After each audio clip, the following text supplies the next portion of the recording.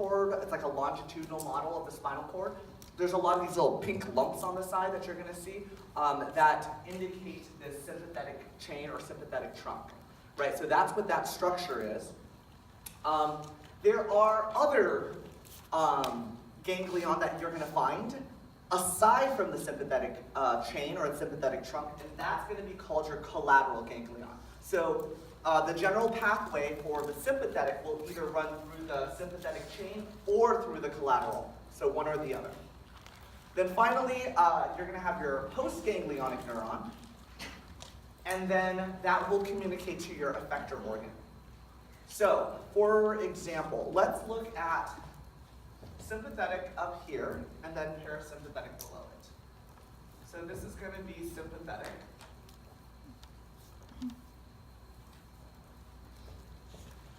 And we're going to start with our neuron.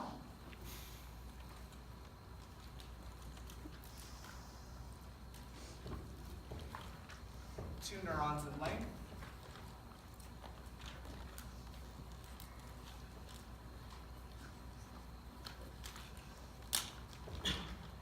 This one's going to be your preganglionic.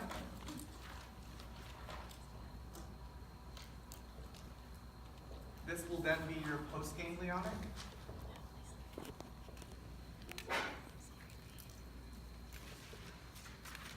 Neuron. Now,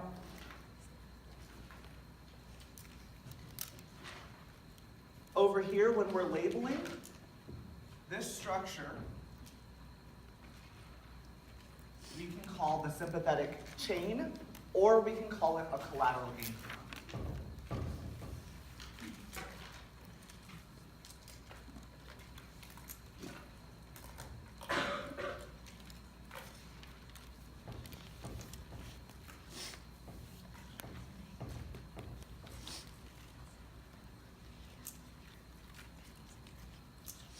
Does this make sense?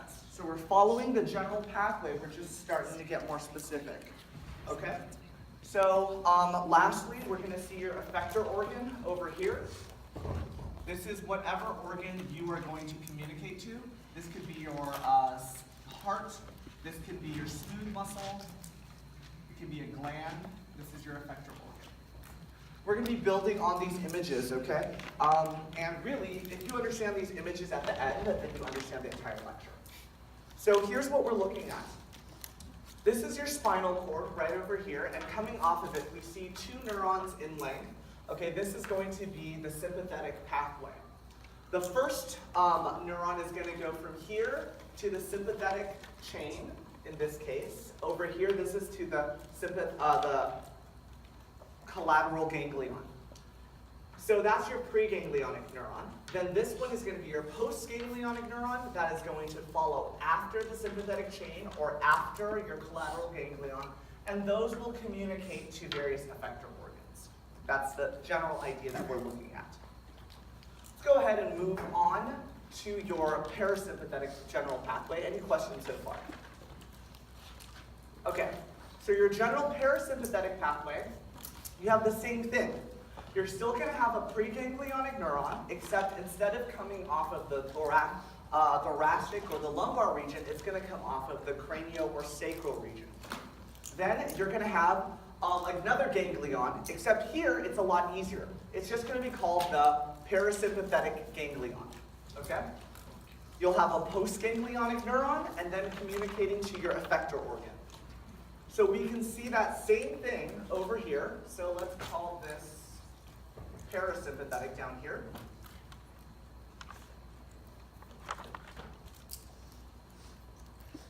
And with parasympathetic, so here's my preganglionic neuron communicating to my postganglionic neuron.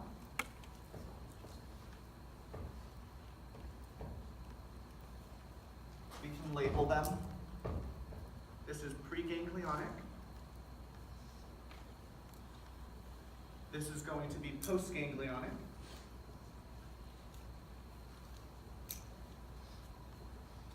Now, this ganglion over here, what is this one specifically going to be called? parasympathetic ganglion, okay? Don't get confused and say, oh, it's a parasympathetic chain. That doesn't exist. That only exists over here, because if you think about it, the thoracic and lumbar region are right next to each other, so you can have a chain of them because they're all continuous. Here, it's from the cranial and sacral region.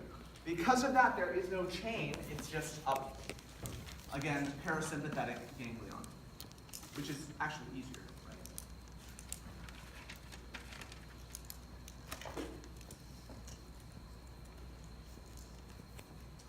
Okay. And finally, you have your effector organ over here. Same idea.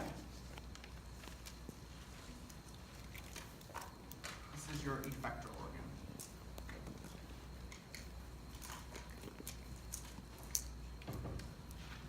Okay, moving on. We can sum this up over here. This is showing you coming off of the brain or coming off of the sacral portion of the spinal cord. You have your preganglionic neuron. Okay, and this preganglionic neuron is communicating to your postganglionic neuron and meeting at this ganglion called the what again? Parasympathetic ganglion, okay? Your postganglionic goes to your effector organ, and then again, that is going to be either, your heart, your smooth muscle, your glands, things like that. Questions? Okay, let's continue on. Now we've got the general foundation laid down. What we're going to do is we're going to start looking at the neurotransmitters and receptors. This is where it gets a little bit more confusing, so make sure you're starting, if you're a little bit fading, just make sure you wake up, okay? So, if this is autonomic neurotransmitters and receptors, this is what we're going into next.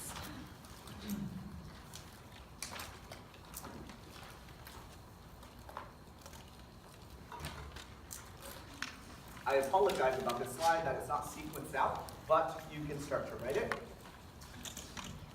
So the idea here, as you can see, there's some neurotransmitters, okay? They're going to be released from each of these different neurons, and they're going to communicate to whatever cell that it's targeting. So your preganglionic neuron is going to release some neurotransmitters here. The postganglionic neuron is going to also release some neurotransmitters.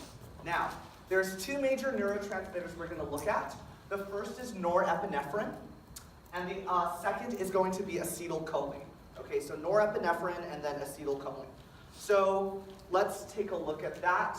What I will do is I will write over here ACH for acetylcholine, and that's going to be these red dots.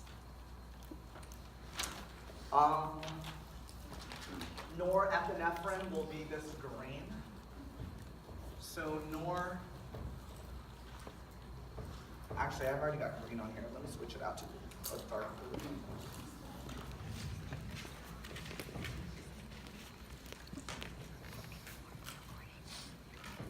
So then you're going to have norepi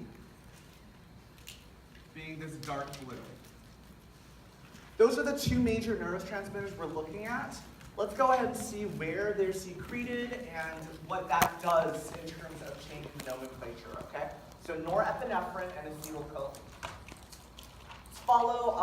Let's talk about these neurons that are here. We've got two different types. You've got your preganglionic and your postganglionic neurons. We know this already. We have our sympathetic pathway and our parasympathetic. Preganglionic neurons. So regardless of whether you're in the sympathetic or the parasympathetic, either way, if you are a preganglionic neuron, okay, you are considered cholinergic. Go ahead and say that. Cholinergic, okay? If you are cholinergic, what do you think you secrete? Acetylcholine. Cholinergic acetylcholine. So this says if you are cholinergic, you are secreting acetylcholine. Acetylcholine is red, so your preganglionic neuron is secreting acetylcholine. Your preganglionic neuron is secreting acetylcholine. Because it is secreting acetylcholine, this is considered a cholinergic neuron. This is also considered a cholinergic neuron. A cholinergic neuron. Is this making sense so far? Okay? It will start to get a little bit more confusing soon, so let's ease ourselves into it. Now, if we're talking the postganglionic, okay? So the postganglionic neurons start to differ. We know if you're preganglionic, you're automatically cholinergic. Now, if you're a postganglionic neuron in the sympathetic, postganglionic in the sympathetic system, this is going to be called adrenergic. Go ahead and say that. Adrenergic. If you are an adrenergic neuron, you are secreting norepinephrine. Just think of it as adrenaline, right? Adrenergic. So you're secreting norepinephrine. So, postganglionic neuron here, but only in the sympathetic, which is this top one. Then I'm secreting norepinephrine, this blue thing, which means I'm what type of a neuron? Adrenergic. This is an adrenergic neuron.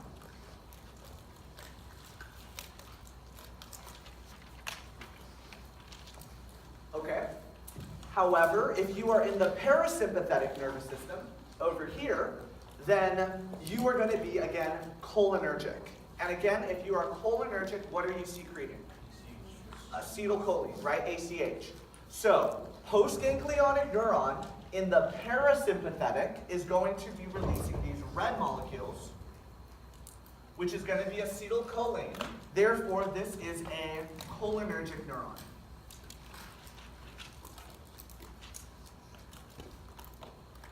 So, true or false? In the parasympathetic pathway, there are only cholinergic neurons.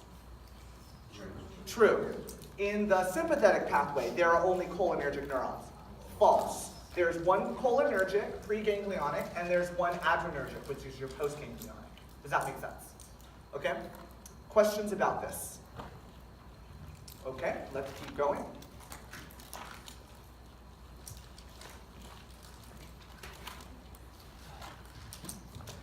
It'll get more, don't worry. Okay, so what we're seeing in this picture, again, from your CNS, we have a preganglionic neuron, this is cholinergic, and then we have a postganglionic, this is also cholinergic. So is this sympathetic or parasympathetic? This has to be parasympathetic. It's cholinergic because this secretes acetylcholine. This is cholinergic because it also secretes acetylcholine. Okay? So, that's the idea for the neurotransmitter portions and the neurons. However, there's also a way to name the receptors, and this is where it starts to get even more confusing. The receptors have specific names. Excuse me. So, there are different classes of receptors. These are the receptors that are binding to those neurotransmitters, right? So you're going to have receptors over here on your postganglionic neuron, and you're going to have receptors over here on your effector organ. Does that make sense? Whoever's binding to these neurotransmitters. So, the two major classes are, there are adrenergic receptors. What do you think they bind to? Norepinephrine, right? Because you're an adrenergic neuron if you secrete norepinephrine, so an adrenergic receptor will be over here, right? And there's also going to be cholinergic receptors. So cholinergic receptors logically bind to who? Acetylcholine.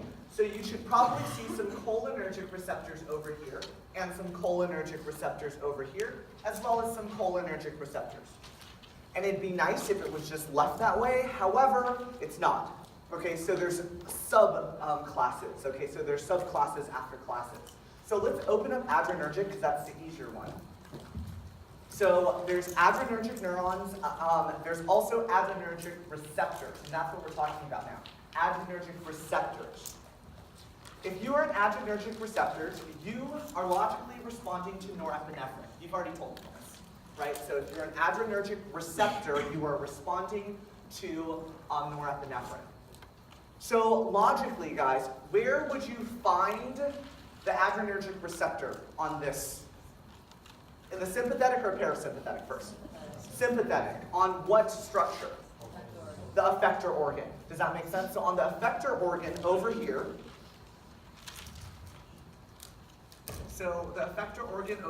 these receptors